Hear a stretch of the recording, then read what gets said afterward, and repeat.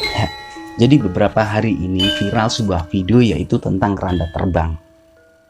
Kemudian untuk kebenaran video tersebut masih saya pertimbangkan. Ya, seandainya video tersebut memang benar-benar terjadi, tapi kok sampai segitunya gitu loh. Jadi pertimbangan saya adalah begini. Video pendek yang berdurasi 14 detik ini kok seolah-olah sudah disiapkan sedemikian rupa.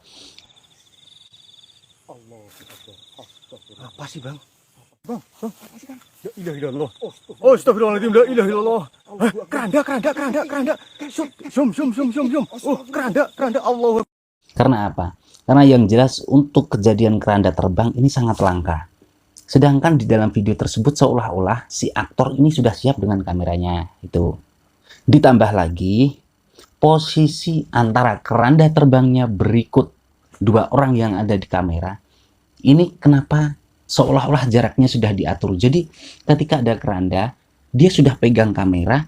Kalau memang sengaja memvideoin, kenapa nggak langsung mendekat? Jadi dia tetap fokus di tempat itu juga. Kemudian untuk yang ketiga ini yang masuk akal.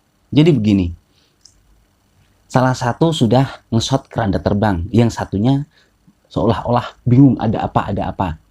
Sampai akhirnya di situ di menit keberapa itu temennya ini sadar, ternyata temennya ini sedang memvideo keranda terbang.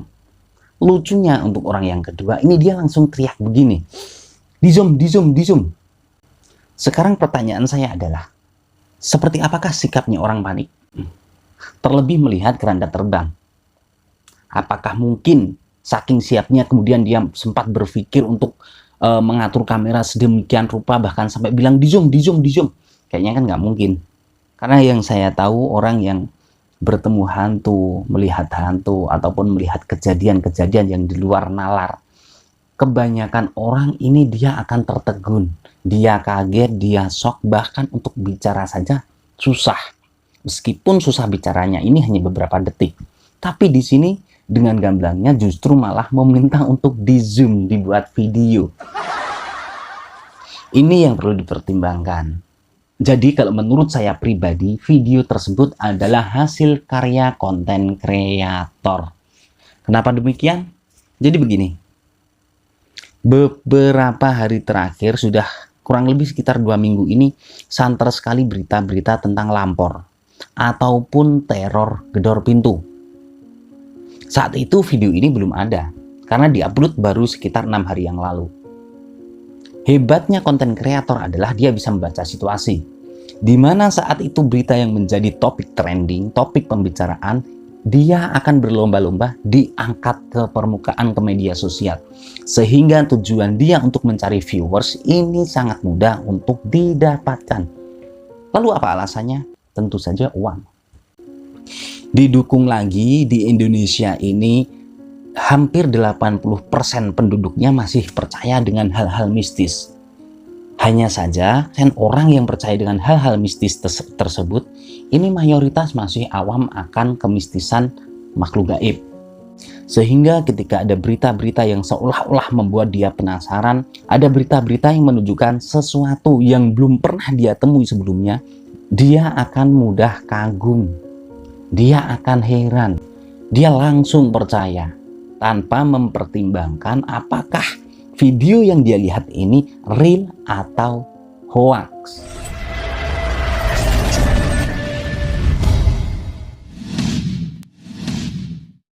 Dan di dalam video ini saya ingin mengajak teman-teman untuk menggunakan akal sehatnya.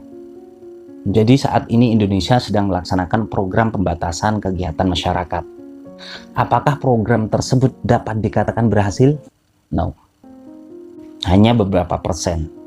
Kemudian dengan timbulnya isu-isu semacam ini, orang akan lebih takut untuk keluar rumah. Yang tadinya suka nongkrong, yang tadinya suka ngopi di luar rumah, yang tadinya suka kelayapan malam. Dengan adanya isu-isu seperti ini, orang akan tetap bertahan di rumah bersama keluarga. Ini yang penting. Apakah kemudian maksud saya adalah berita-berita ini semua hanya sekedar isu pengalihan PPKM? Saya tidak bicara ke situ. Saya hanya mengatakan seandainya itu benar, ini memang masuk logika. Karena memang masyarakat kita ini masih banyak yang takut akan hal-hal tersebut. Percaya akan hal-hal tersebut sehingga rasa kepercayaan yang tinggi, keyakinan yang tinggi ini membuat dia takut. Seperti contoh begini. Saya yakin teman-teman dari teman-teman ada yang takut dengan yang namanya hantu kuntilanak. Seandainya di kampung teman-teman saat ini diisukan ada kuntilanak yang bergentayangan, apakah mungkin teman-teman akan keluar rumah? Yang biasanya motoran keluar sendiri di malam hari, yang biasanya nongkrong berangkat sendiri di warung kopi, apakah teman-teman akan berangkat? Saya yakin akan ragu. Ini yang saya maksud. Jadi pada intinya adalah baik berita tentang lampor, keranda terbang yang diisukan terjadi di daerah Malang, daerah Banyuwangi maupun Madiun, ini hanyalah. Ditambah lagi berita awal yang mencuat yaitu tentang teror gedor pintu yang ada di Klitik Ngawi. Ini pun sebenarnya juga sama. Lalu apakah di Indonesia ini tidak ada yang namanya kejadian-kejadian seperti itu? Ada, bahkan dari dulu. Saya tidak mengatakan tidak ada. Ini ada dari dulu, dari nenek moyang kita ada. Sampai pada akhirnya keranda terbang atau lampor ini diangkat dalam sebuah film. Dan bahkan di kampung saya sendiri ini juga pernah terjadi, di mana seseorang ini bertemu dengan keranda terbang. Hanya saja keranda terbang ini terjadi hanya pada saat-saat tertentu. Seperti contoh, suatu ketika keranda terbang ini dia berjalan menemui seseorang yang dia pilih. Dia mengatakan bahwa besok akan ada orang yang meninggal. Kemudian orang yang ditemui keranda ini apakah sembarangan orang? Enggak. Jadi orang ini ya cuman satu kampung, cuman satu orang ini yang dia temui. Dan setiap akan ada orang yang meninggal, pasti akan bilang ke orang ini.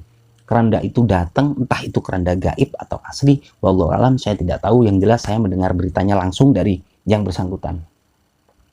Kemudian kalau untuk isu gedor pintu yang ada di Klitik Ngawi, ini dulu memang pernah ada. Jadi begini, di kampung khususnya Pulau Jawa, hampir setiap daerah itu punya ciri khas ataupun adat atau gimana ya. Yang jelas begini, kita orang Jawa masih percaya dengan adanya danyang. Danyang bumi, danyang daerah. Danyang daerah ini adalah makhluk gaib yang ditugaskan untuk menjaga lingkungan itu atau dusun itu. Jadi di Pulau Jawa ini hampir semua dusun punya danyang masing-masing. Tugas danyang ini adalah menjaga dusun tersebut. Dan ketika akan terjadi pagebluk, maka danyang ini akan keluar memperingatkan warganya. Seperti contoh di kampung saya, danyangnya ini adalah berupa hewan yang sangat besar. Seandainya kepala dusun suatu malam melihat itu selalu berkeliaran, maka akan terjadi sesuatu. Inilah yang dinamakan peringatan. Lalu kemudian apa yang terjadi dengan gedor pintu di Klitik Ngawi? Saya rasa sama, itu adalah peringatan.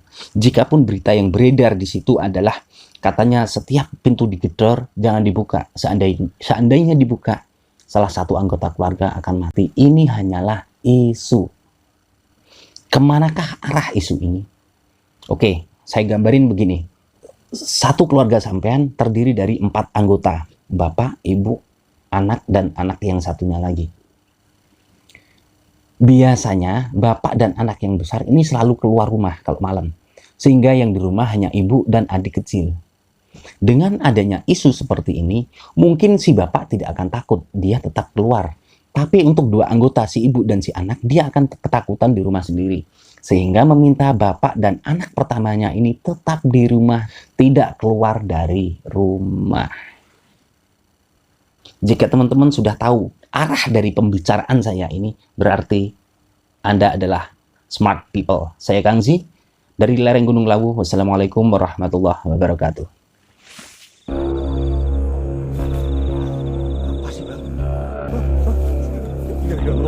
Oh, astagfirullahaladzim, la ilaha illallah. Keranda. Zoom. Oh, keranda, Allah.